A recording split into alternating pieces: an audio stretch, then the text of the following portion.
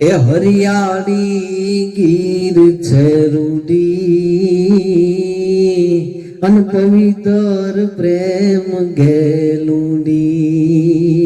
કે રૂડી અન રડિયા મની અનવડી હરિયાળી અન હેતાળ એ ચારણ ચારણ આ ગીર નથી છોડવી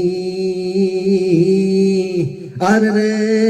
તારા પહોન પાછાઈવા કે રૂડી અન રડિયા મની વળી હરિયાળી અન હેતાળ ચારણ હે ચારણ આ ગીર નથી છોડવી હો તારા પહોન પાછાઈવાલ આવી ગાંડી ગીર નો ખોળો સાહેબ હે જેને કહેવાય કે નેવ નેવ હાથના આગલા છે આપને આંબા ઝપટી બોલાવે છે દોઢ વીઘાની માલપા વટલા છે એ પોતાની વલવાયું પાથરી જાને સુગંદ્ર સમાધિમાં બેઠો હોય એમ બી ગયા છે સાહેબ હો આવી ગાંડી ગીર કે ગીરમાં નહીં ગામડા મેં તો નાના નાના ને સાહેબ આ નાના નાના નેહડા પણ નેહડો કોને કહેવાય કે જ્યાં માનવીઓના હૃદયની માલપાથી નેહ નિધરતો હોય ને એને નેહડો કહેવાય સાહેબ અમારો કવિ લખે છે ને કે ઝૂંપડીએ કોક તું જાજો એ નામે માનતો થાજો એ ઝૂંપડીએ કોક તો જાજો એ નામે માનતો થાજો કે આશરો નાનો હાવ છે એનો પણ આવજે મડો આવકાર આશરો નાનો એ જીહાવ છે એનો પનોલ્યો આપજે મડો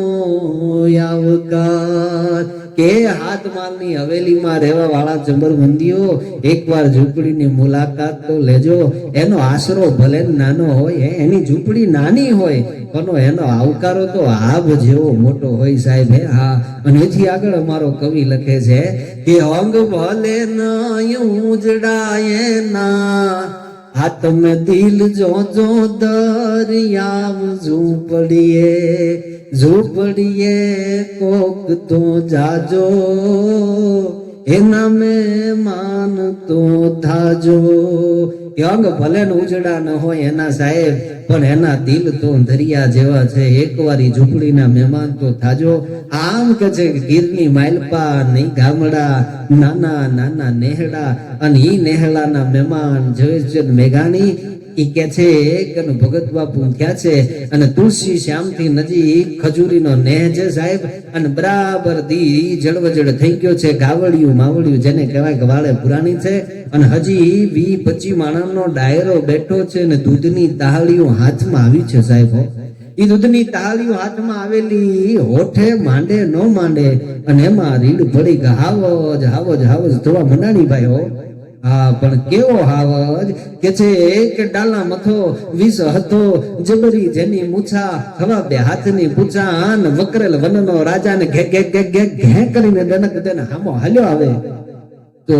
હામે આવતા કે છે કે હાથી જેવા જનાવરને કેળા બદલવા પડે આવો હાવજ સાહેબ બ્રદેવભાઈ નરેલા તો લખે છે કે પંજા નાકતો આવ્યો સિંહ ડાલા મથો કાળ જાન ડાટાડો હાલિયો દેતો ડોંગરા ડનક ન્યાતો હાથિયા મૃગારા ઝુંડ બાલિયા પૃથ્વી માથે લાગિયા કેતરા કેતા કરન બનક ન્યાતો બહરી લટાળો હતી ક્રોધ વાળો કોપ વાળો ડળેનસ મોટાવાળો કરતો હુંકાર નેતો હાંદે બાળ વિકરાલ કાળ હંદો જાને કાળ ચૂકે નહીં એક તાપે શાંતિયો શિકાર નેતો ધરાનો રોષ ન ધરે બોલથી ને પાછો બરે લાંદે હોય ધોઈ કદી ખાય ના અકાજ છેતરી પેતરો બાંધી કરે ને શિકાર કોદી અટક વેપરા પાલે કહેરી અવાજ નેતો વીરતાને વરેલા છે ધીરતા ગંભીરતાને સ્થિરતાને છોડે એવા કુડરા પ્રમાણ ગીરરા કઠીર કરું કવિ કે વખાણ કહેતા ઘુમતા તાહરા ટોળા કરે ગમશાન ઘુમતા તાહરા ટોળા કરે ગમશાન આવો હાવજ સાહેબ જે હો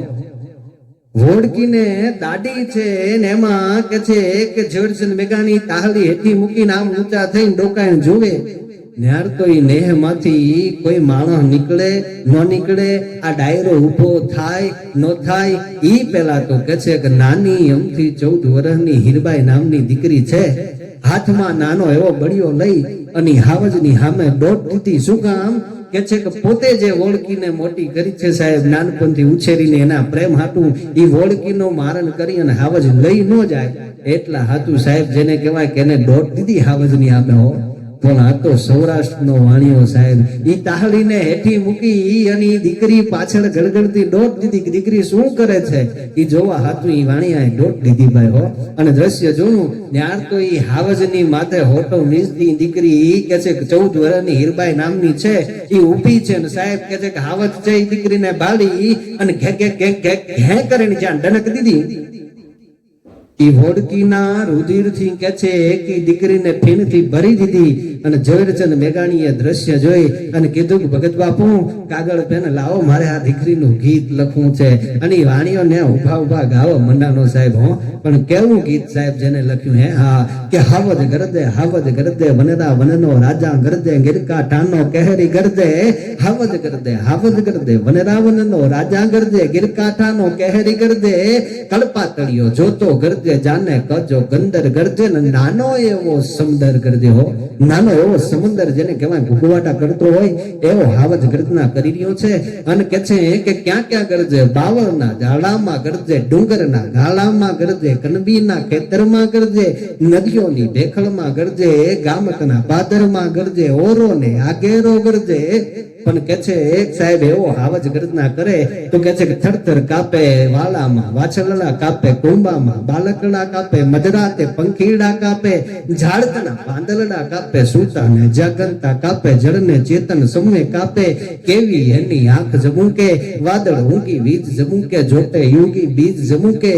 હીરાણ શણગાર જમુકે, જોગંદરની જાળ જમુકે, હામે યુબું મોત જમુકે હો. કે ડુંગર જાને ડાચા ફાળે, જોગી જાન ગુફા યુગાડે, જમરાજાનું દ્વાર યુગાડે, બરછી સરખા દાંત બતાવે, લસલસ કરતી જીભ ઝુલાવે.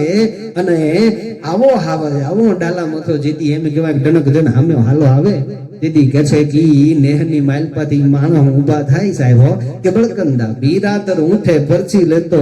ચારણ ઉઠે ખડક ખેંચતો આઈર ઉઠે, ગોબો હાથ રબારી ઉઠે, સોટો લઈ ઘરનારી ઉઠે, માનું દૂધ પીનારા ઉઠે, મૂછે વળતે નારા ઉઠે, જાને આભ મિનારા ઉઠે. ભાઈ આમ કે છે કે માણસો ઉભા થાય નો થાય ઈ પેલા 14 વર્ષની નાની એમથી દીકરી છે, હાથની માલપા મળ્યો લઈને કે છે કે દોડી દી સાહેબ હો. અને સાહેબ એને હાજ કર્યો તો કે ઉભો રેજે કાયર દુત્તા, ઉભો રેજે ગીરના કુત્તા, ઉભો રેજે ભૂખ ભરાતું, ઉભો રેજે પેટ ભરાતું, ઉભો રેજે ગાગો જારા, ઉભો રેજે.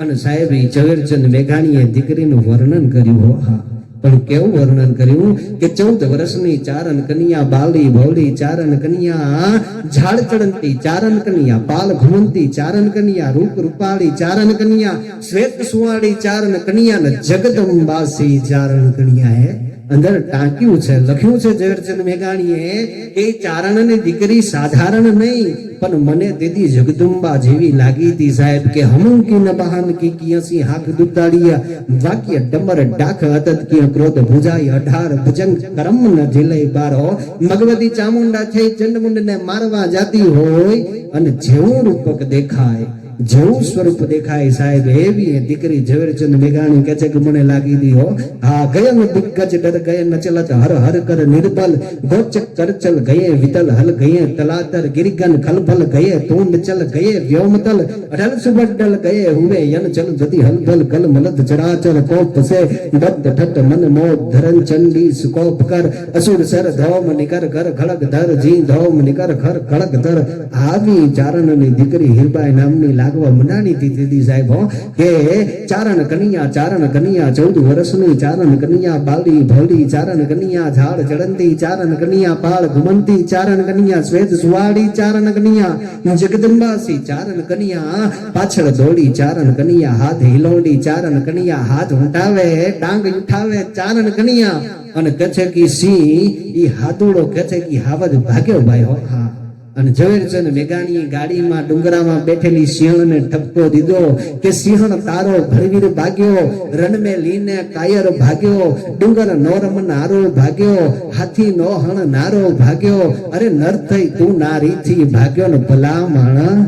નાનકડી છોરી થી ભાગ્યો. હે કે સિંહણને ઠપકો દેતા મેઘાણીએ લખ્યું કે સિંહણ તારો વડવીર ભાગ્યો, ડુંગરનો રમનારો ભાગ્યો, હાથીનો હણનારો ભાગ્યો, જોગી નાથ જટાળો ભાગ્યો, રણમેલીને કાયર ભાગ્યો, અને નર્થઈ તું નારીથી ભાગ્યો ને ભલા માના નાનકડી છોરીથી ભાગ્યો. હે કે નાની અમથી દીકરીથી ભાગી ગયો. હે હા. અને આખું ગીત તૈયાર કરી અને ભગત બાપુને આપ્યું. ભગતભાઈ જુઓ તો ખરા, આમાં કઈ ભૂલ તો નથી ને?